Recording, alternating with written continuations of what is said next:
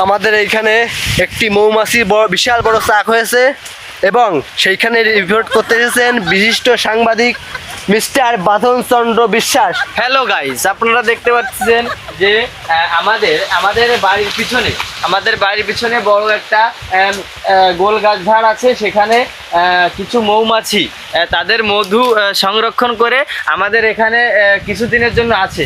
এখন কিছু অসাধু ব্যবসায়ী আছে, তারা এইগুলো ভেঙে তাদের সংরক্ষণ করা মধু, তারা অসাধু ব্যবসায়ীরা এইগুলো এদের মেরে তাদের মধু নিয়ে বিক্রি করে, সোনার দামে বিক্রি করে। এখন আমরা এইগুলো এখানে রেখেছি আমাদের সুরক্ষা দিয়ে, যে কেউ না ভাঙতে পারে, তারা তাদের মধু সংরক্ষণ করে খেয়ে দিয়ে সুন্দরভাবে বাঁচতে পারে।